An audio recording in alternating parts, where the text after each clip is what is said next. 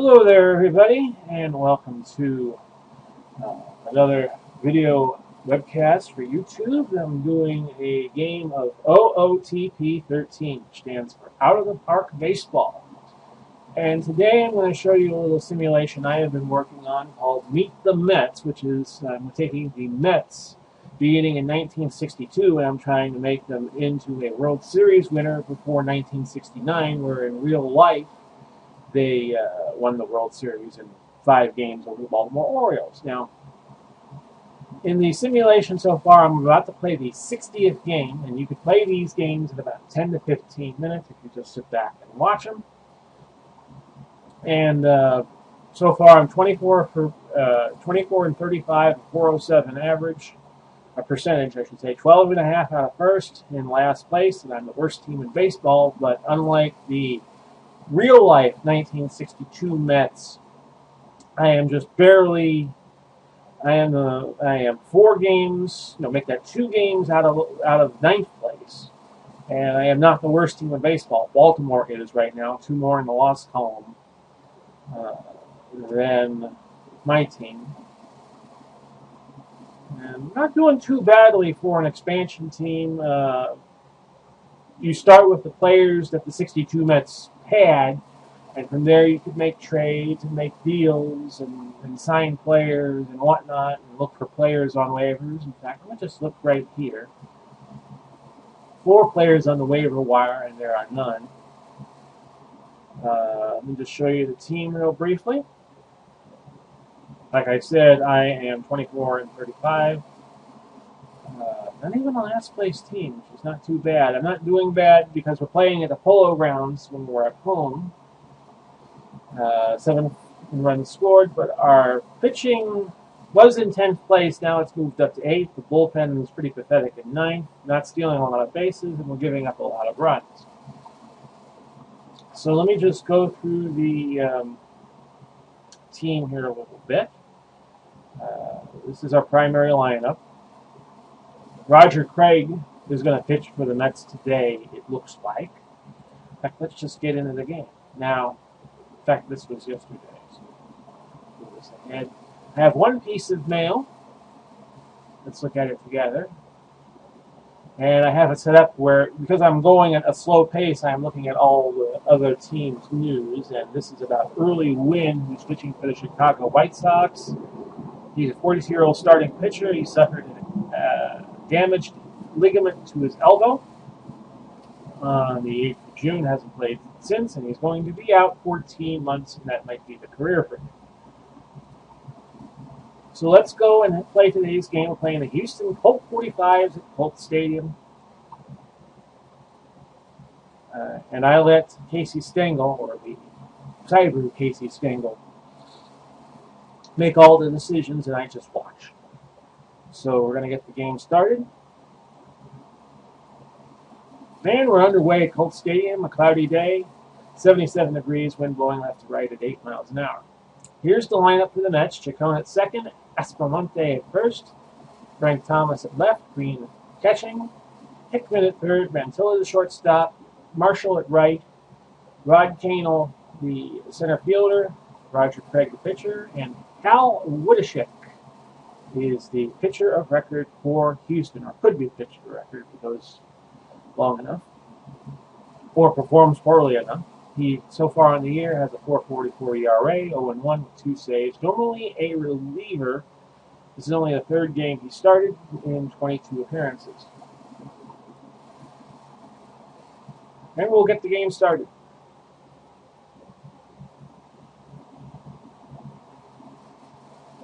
Chacon flies out to the left. We'll try to go as fast as possible. Ken Aspromonte, I think he has a brother who plays for Houston.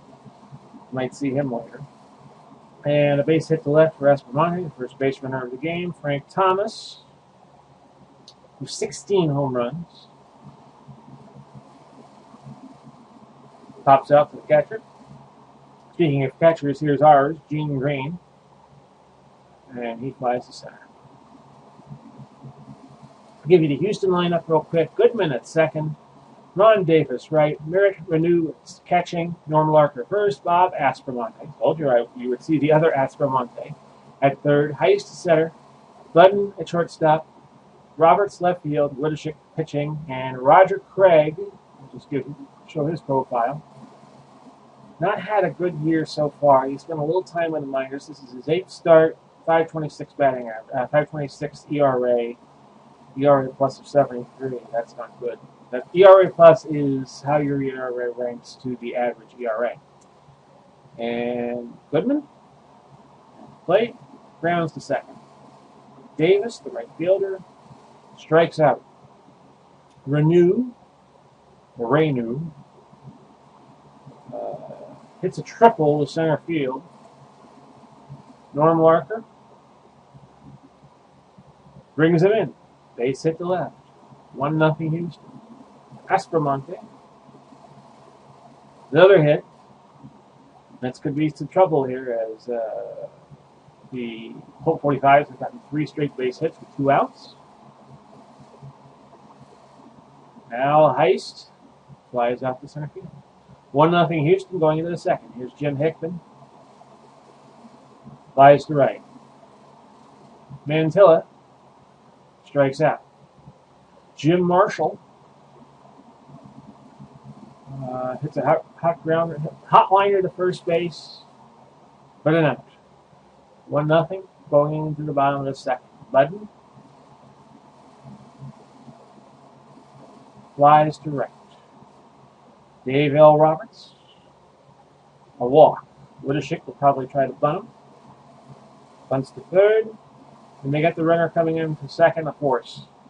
So Widishik will be the first at first base for Billy Goodman. He flies to right, and the Mets are out of the second. Rod Canel grounds to second. Roger Craig, a good hitting pitcher, 182, flies to left. Elio Chacon grounds to third. 2.5 gone, still 1-0 Colt 45s. Hope I don't slip up and say Astros, because the Colt 45s would eventually become the Astros when they moved to the Astrodome in 1965. We played at Colt Stadium, which was like a minor league park that they used temporarily. Had a mosquito problem, if I remember my reading correctly. Here's Ron Davis. Grounds to the shortstop. Renew, back up. No triple this time. He grounds to the second base, Chacon. Larker, shortstop to first base, 6-3. 1-0 going to the fourth. Aspromonte grounds to second. Frank Thomas gets on base with a walk. Gene Green, double play ball, 6-4-3. Aspromonte up for Houston. Marshall with a great catch in right field to retire him. Al Heist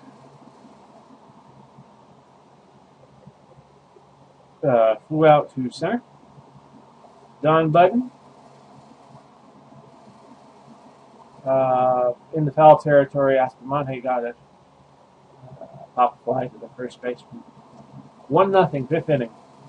Here's Hickman. Struck out. Mantilla grounded to second. Marshall, a walk. Rod Canel struck out. Midway through the game, it's still 1-0. Roger Craig. His ERA has come down since the start of this game to 4.98. Which shows you, A, that he hasn't pitched a lot, and B, when he pitches a lot, the ERA comes straight down. Dave Roberts, the number 8 hitter for Houston, flies to pop fly to Felix Mantilla, the shortstop. Which brings up Widishik, the pitcher. Only his 3rd at-bat of the season.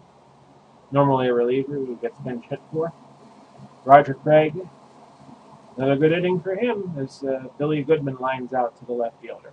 We're at 1-0 going into the 6th. Very low-scoring game, but this is kind of an era where pitching was pretty good, so you're going to see a lot of low-scoring games, but you'll see the occasional slugfest. In fact, let's take a look at the scoreboard. These games run in real time as this game runs, so you can see what happens in the other games.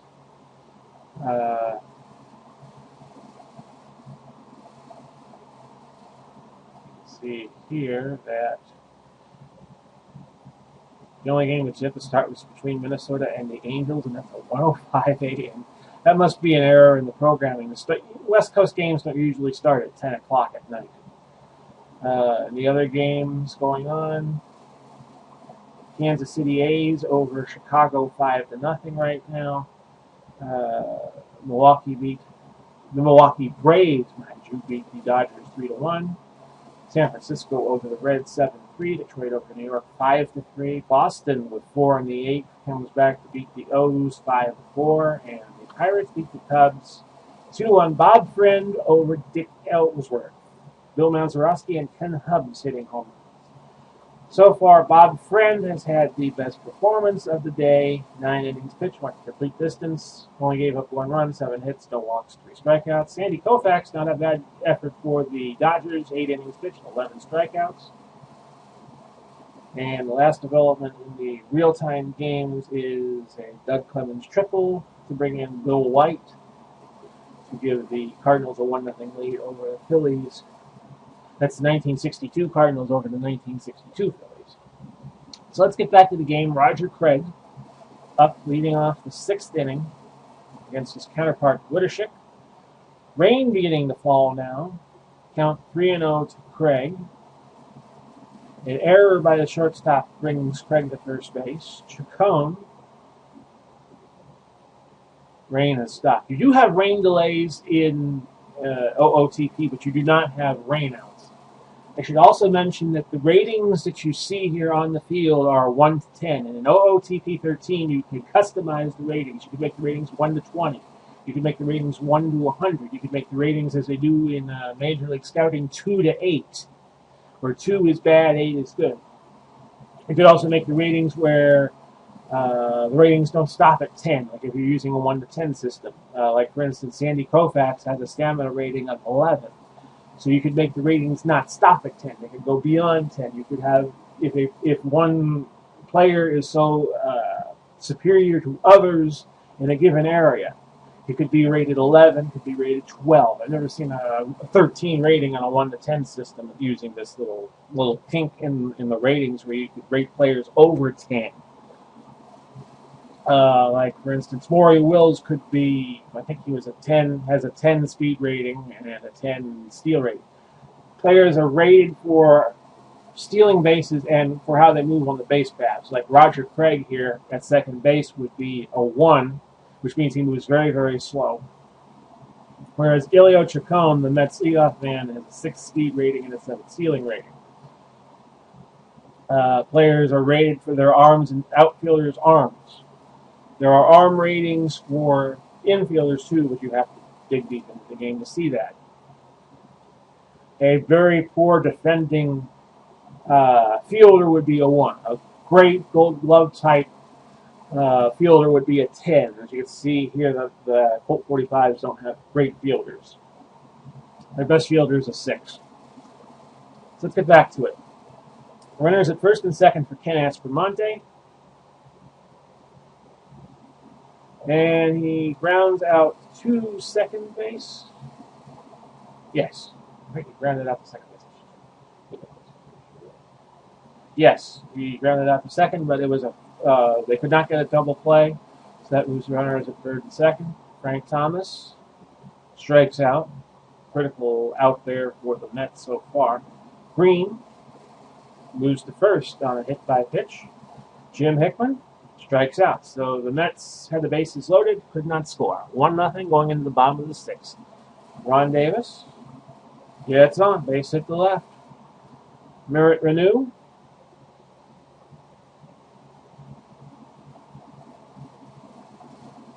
Let's see what happened. Renew grounded out, moved the runner to second base. Norm Larker lines out to first. Bob Aspromonte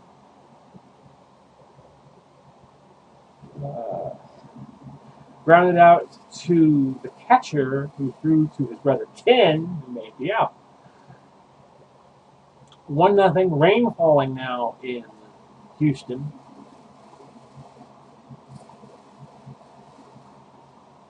Another error by this time by Bowden. Second error of the game for Houston. Mets have only gotten one hit, and we're in the 7th inning. Double play, 6-4-3 it looks like. And Rod Canel. Mets again failed to score. Roger Craig up. Has pitched a pretty good game, but has been outdone so far by Jim Umbricht. Actually, Umbricht is the reliever. Gooden in walk. Robert struck out, and Jose Pagan pinch hitting. He grounded to third. So let me just take a look at the box score real fast, because we missed. Wittershik only went 5 innings and gave up 1 hit. So what sometimes happens is that in 1962 they played a liberal amount of double headers as compared to now, and sometimes if the pitcher does not get enough rest, that's the only real reason in this era where he would only go 5 innings. And, I'm only surrendering 1 hit. You'd think the manager for Houston would leave him in. Okay. Enough ranting. Roger Craig up for the 8th. He is batting, so they are not replacing him at this stage. He's pitching well. Grounder to Bowden, the shortstop.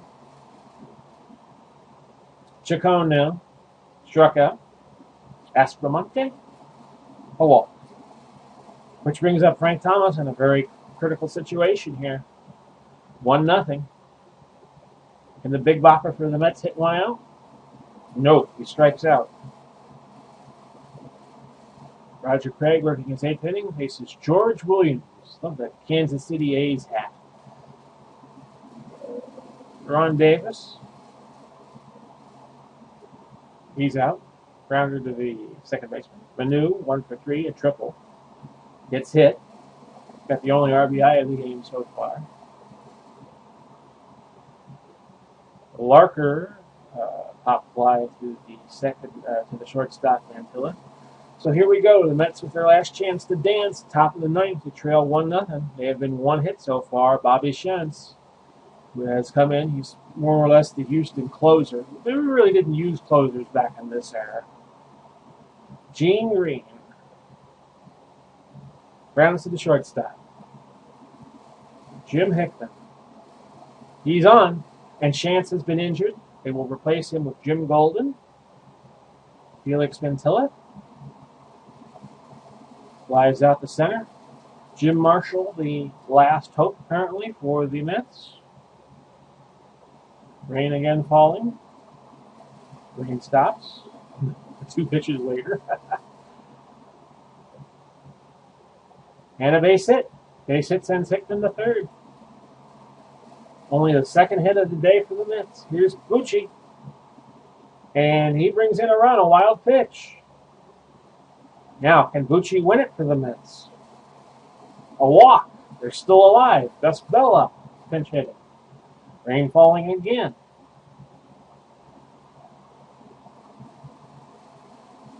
And he flies out to right. So we're now going to see at bottom of the 9th, Clinton Labine in for the Mets. Could see extra innings here, so we'll move very fast. Aspromonte flies out the center.